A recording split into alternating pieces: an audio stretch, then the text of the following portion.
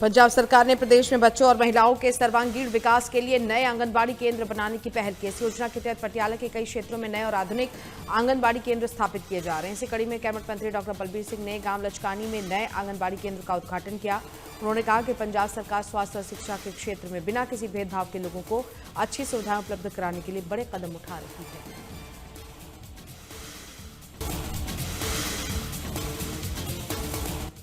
जालंधर की counter intelligence के साथ संयुक्त अभियान में बब्बर खालसा इंटरनेशनल के एक आतंकी मॉड्यूल का भंडाफोड़ किया। इस अभियान में 4 सदस्यों को गिरफ्तार किया गया, जिनसे 2.5 किलोग्राम आरडीएक्स से बना एक आईडी और 2 पिस्टल समेत कारतूस बरामद किए गए। वहीं प्रारंभिक जांच में पता चला है कि ये आईईएस आगामी गणतंत्र दिवस समारोह के दौरान आतंकी हमले के लिए तैयार किया गया था।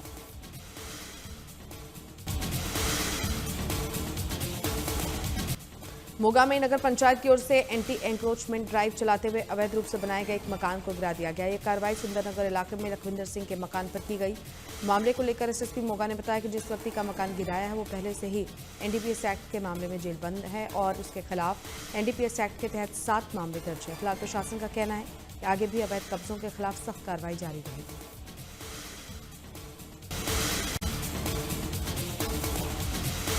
पंजाब में चलाए जा रहे गैंगस्टरों पर प्रहार अभियान के तहत श्री मुक्तसर साहिब में पुलिस ने मलोट, लंबी और गिद्दड़बाहा में स्थित पीजी सेंटर्स, रेस्ट हाउस, होटलों में सर्च अभियान चलाया। अभियान का नेतृत्व एसपी अभिमन्यु राणा ने किया।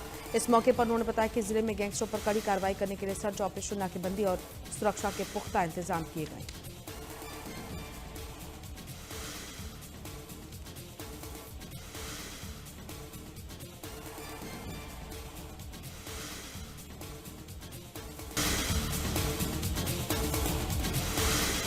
पटियाला के नाभा में बिजली विभाग की लापरवाही एक बार फिर जानलेवा साबित हुई है। नाभा के मोहल्ला करतारपुरा में बिजली के खंभे में करंट आने से 18 वर्षीय आईटीआई के छात्र की दर्दनाक मौत हो गई। ये हादसा शुक्रवार को उस समय हुआ जब युवक घर से बाहर किसी काम से निकला था। घटना के बाद पूरे इलाके में शोक और रोष का माहौल है। स्थानीय लोगों ने विभाग पर लापरवाही का आरोप लगाते हुए जांच और कार्रवाई की मांग की है, क्योंकि ऐसी घटना पहले भी हो चुकी है।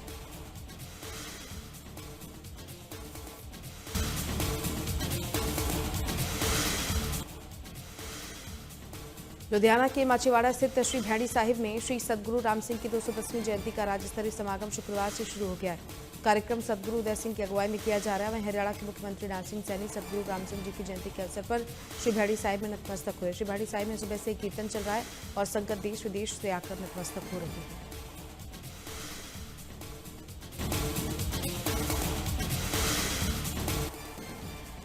मुख्यमंत्री नाथ सिंह सैनी कुरुक्षेत्र में आयोजित दीनबंधु सर छोटू रामपुर स्मृति समारोह में शामिल हुए। उन्होंने उन्हें श्रद्धांजलि अर्पित की और उनके योगदान को याद किया। उन्होंने कहा कि चौधरी छोटू राम की नीतियों ने किसान और मजदूरों की तकदीर बदलने में अहम भूमिका निभाई। उनके आदर्श आज भी समाज के लिए प्रेरणा स्रोत हैं। सीएम सैनी ने कहा कि प्रदेश सरकार ने किसान हित में कई अहम कदम उठाए हैं। 12 लाख किसानों के खातों में फसल की खरीद का 1,64,000 करोड़ रुपए भेजा गया है।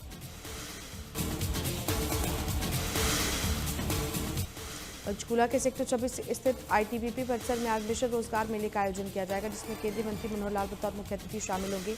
ये कार्यक्रम आज सुबह करीब 8 बजे शुरू होगा, जिसमें बड़ी संख्या में युवा हिस्सा लेंगे। कार्यक्रम में आईटीबीपी के वरिष्ठ अधिकारी भी मौजूद रहेंगे।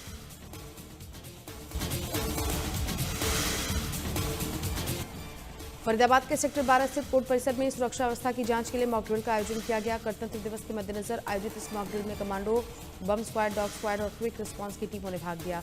अभ्यास के तहत पुलिस ने कोर्ट परिसर में मौजूद लोगों को सुरक्षित बाहर निकाला। इसके अलावा पुलिस ने कोर्ट परिसर के अंदर और बाहर गहन तलाशी अभियान चलाया और आपात हालात से निपटने का भी अभ्यास किया। इधर पुलिस अधिकारियों ने बताया कि मॉक ड्रिल गणतंत्र दिवस की तैयारियों को लेकर की गई है। ऐसी मॉक ड्रिल आगे भी जारी रहेगी ताकि संवेदनशील जगहों पर सुरक्षा व्यवस्था को और मजबूत किया जा सके।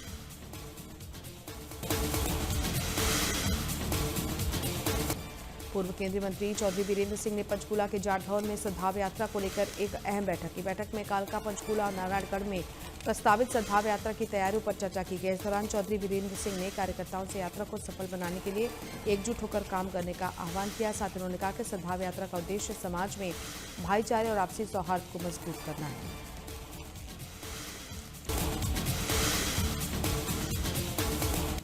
सोनीपत साइबर थाना पुलिस ने साइबर ठगी के मामले में 5 आरोपियों को गिरफ्तार किया है। उनके कब्जे से 14,000 रुपए की नकदी, 16 मोबाइल, 6 सिम और एक लैपटॉप बरामद किया। मामले की जानकारी देते हुए साइबर क्राइम के एसीपी राजदीप मोर ने बताया कि शिकायत के आधार पर कार्रवाई करते हुए पुलिस ने मामले में 5 आरोपियों को गिरफ्तार किया है।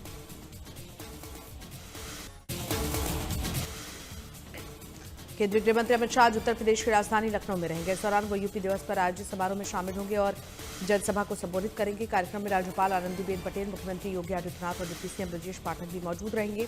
इसके अलावा गृह मंत्री अमित शाह सरदार पटेल औद्योगिक क्षेत्र योजना का शुभारंभ करेंगे, जिससे प्रदेश में औद्योगिक विकास को बढ़ावा मिलने की उम्मीद है। इसके बाद वो मुख्यमंत्री युवा उद्यमी विकास अभियान के तहत उत्कृष्ट प्रदर्शन करने वाले जनपदों को पुरस्कार देंगे और उत्तर प्रदेश गौरव सम्मान 2025-26 का वितरण भी करेंगे।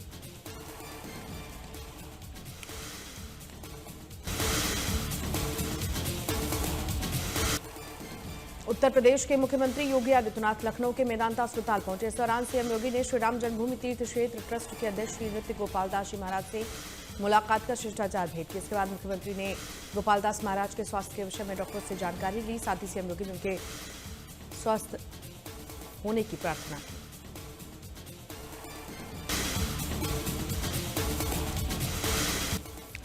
उत्तर प्रदेश के सभी 75 जिलों में शुक्रवार शाम 6 बजे ब्लैकआउट किया गया। इस दौरान सायरन बजते हर जगह अंधेरा छा गया। कानपुर में धमाके की आवाज सुनकर लोग जमीन पर लेट गए। ऑपरेशन सिंदूर के समय भी ऐसा ही मॉकड्रिल देखने को मिला था। वहीं CM Yogi Adityanath Lucknow police line से मॉकड्रिल पर नजर बनाए हुए थे। यह अभ्यास युद्ध के समय हवाई हमलों जैसे हालात में दुश्मन से लोकेशन छिपाने और सुरक्षा की तैयारियों को परखने के लिए किया गया।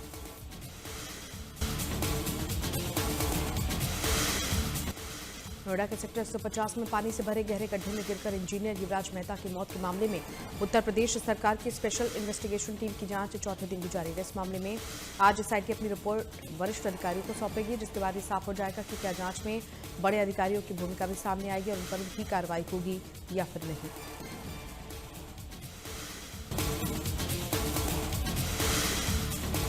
उत्तर प्रदेश में कोडीन युक्त प्रतिबंधित कफ सिरप मामले में सोनभद्र की पुलिस ने बड़ी कार्रवाई की, जहां शुक्रवार को वाराणसी में कफ सिरप के मास्टरमाइंड शुभम जायसवाल के आरोपी पिता भोला जायसवाल की संपत्ति कुर्क की गई। पुलिस की विशेष टीम ने कोर्ट के आदेश पर भोला जायसवाल की प्रॉपर्टी सीज कर दी। जानकारी के मुताबिक प्रॉपर्टी की कीमत लगभग 28 करोड़ 50 लाख की है। इसके अलावा प्रशासन ने बताया कि सिगरा और चेतगंज की प्रॉपर्टी भी सीज होगी।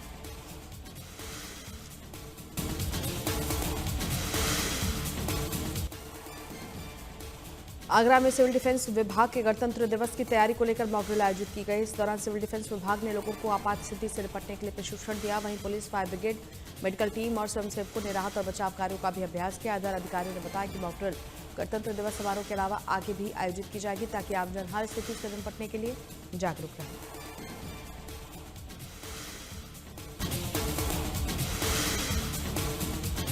अयोध्या में गणतंत्र दिवस को लेकर प्रशासन ने शहर में मॉकड्रिल का आयोजन किया। इस मॉकड्रिल में लोगों को आपातकालीन स्थिति से निपटने के लिए जागरूक किया गया। वहीं प्रशासन ने लोगों से गणतंत्र दिवस को शांतिपूर्वक मनाने की अपील की। अधिकारियों को असामाजिक तत्वों पर कड़ी कार्रवाई करने के भी निर्देश दिए गए।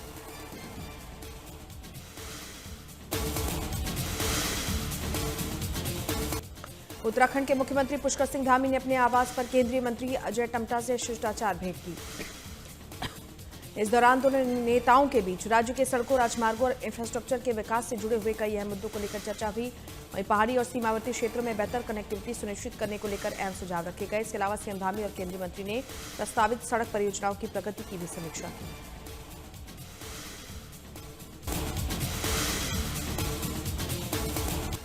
बसंत पंचमी के पावन अवसर पर टिहरी के नरेंद्र नगर राजमहल में विधि विधान के साथ बद्रीनाथ धाम के कपाट खुलने की तिथि घोषित की गई, जहां श्रद्धालुओं के लिए बाबा बद्री विशाल के द्वार 23 अप्रैल 2026 को ब्रह्म मुहूर्त में खोल दिए जाएंगे। परंपरा के मुताबिक नरेंद्र नगर राजमहल में सुबह से पूजा पाठ और अनुष्ठान हुआ, जिसके बाद राजपुरोहितों ने टिहरी महाराजा मनुजेंद्र शाह की जन्मपत्री और पंचांग गणना के आधार पर कपाट खोलने का मुहूर्त निकाला।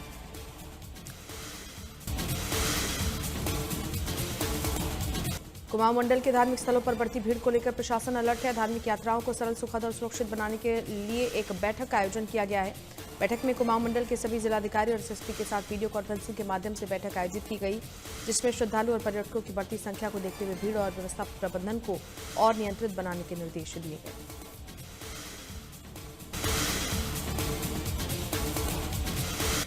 टिहरी गढ़वाल के धनौल्टी में सीजन की पहली बर्फबारी से ठंड बढ़ गई है और पहाड़ों पर सफेद चादर बिछ गई है। गुरुवार शाम से ऊंचाई वाले इलाकों में बारिश और बर्फबारी का दौर शुरू हुआ, जिसके बाद धनौल्टी, सुरकंडा देवी, कद्दूखाल और नाग टिब्बा में बर्फ की सफेद चादर बिछी दिखाई दी। इसके अलावा मैदानी इलाकों में भी हल्की बारिश हुई, जिससे ठिठुरन और बढ़ गई है।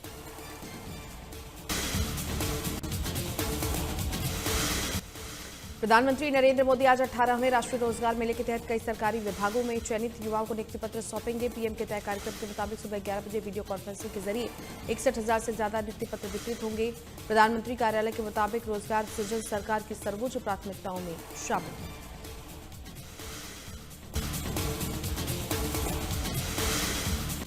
उज्जैन के तराना में गुरुवार शाम को दो पक्षों के बीच शुरू हुए विवाद ने शुक्रवार को हिंसक रूप ले लिया। उपद्रवियों ने घरों पर पथराव किया और एक बस को आग के हवाले कर दिया। पुलिस प्रशासन ने स्थिति को गंभीरता से लेते हुए कस्बे को छावनी में तब्दील कर दिया है। गुरुवार शाम तराना में कुछ युवकों के बीच दरअसल विवाद हुआ था। इस दौरान एक युवक पर जानलेवा हमला किया गया, जिसके विरोध में शुक्रवार को माहौल गर्मा गया।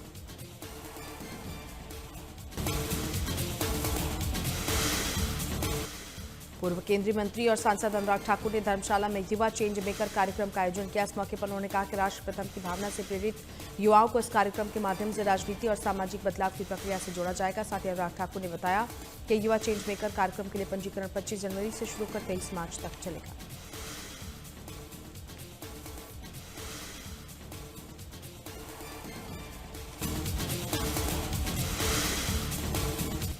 सोलन में सीजन की पहली बर्फबारी जारी है। इस दौरान आसपास के इलाकों में जारी बर्फबारी के बाद जहां तापमान में भारी गिरावट दर्ज की गई है, तो वहीं मैदानी इलाकों में बारिश का क्रम लगातार जारी है। लंबे समय बाद भी बर्फबारी और बारिश के बाद अब किसान बागबानी के जरिए भी राहत की सांस ले रहे हैं। ऊपरी इलाकों में हुई बर्फबारी के बाद हालांकि यातायात प्रभावित है, तो वहीं बिजली और पानी सप्लाई पर भी असर पड़ा है।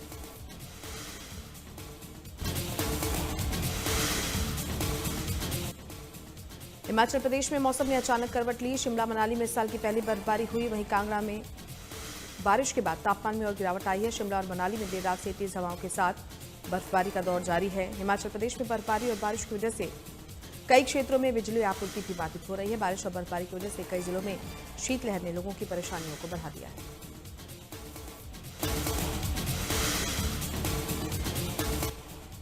हिमाचल प्रदेश के ऊंचाई वाले इलाकों में बर्फबारी, जबकि निचले क्षेत्रों में बारिश का दौर जारी है। शिमला और मनाली समेत प्रदेश के कई हिस्सों में इस विंटर सीजन का पहला हिमपात दर्ज किया गया। बर्फबारी के बाद शिमला में पर्यटक सुबह से ही सड़कों और रिज मैदान पर बर्फ का आनंद लेते हुए नजर आए। इस बीच शिमला में देर रात बर्फीला तूफान चलने की वजह से सुबह से ब्लैकआउट की स्थिति बनी हुई है।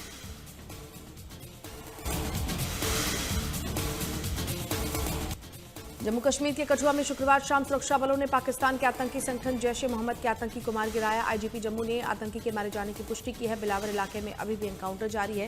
पिछले हफ्ते सुरक्षा बलों की ज्वाइंट टीम ने बिलावर इलाके में आतंकियों के 3 ठिकानों का भंडाफोड़ किया था। इससे पहले 7 जनवरी और 13 जनवरी को भी बिलावर इलाके के ही कहोग और नजोत जंगलों में सुरक्षा बलों और आतंकियों की मुठभेड़ हुई थी।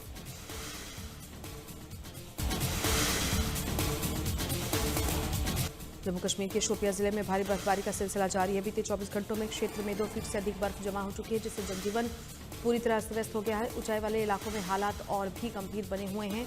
भारी बर्फबारी के चलते कई प्रमुख सड़कें बंद कर दी गई हैं, जबकि यातायात की आवाजाही पर भी रोक लगानी पड़ी।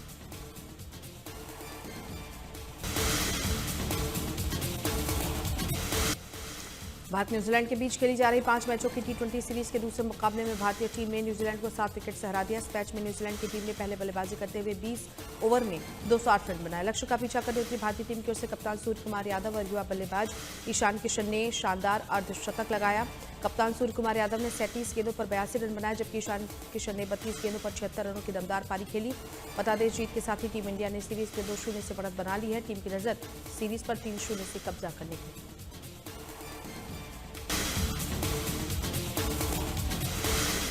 मौजूदा खराब मौसम और लगातार बर्फबारी के चलते श्रीनगर अंतर्राष्ट्रीय हवाई अड्डे पर परिचालन सामान्य होने में ज्यादा समय लग सकता है। रनवे से बर्फ हटाने का काम लगातार जारी है। यात्रियों को सलाह दी जा रही है कि वो अपडेट के लिए अपनी संबंधित एयरलाइनों के संपर्क में रहें।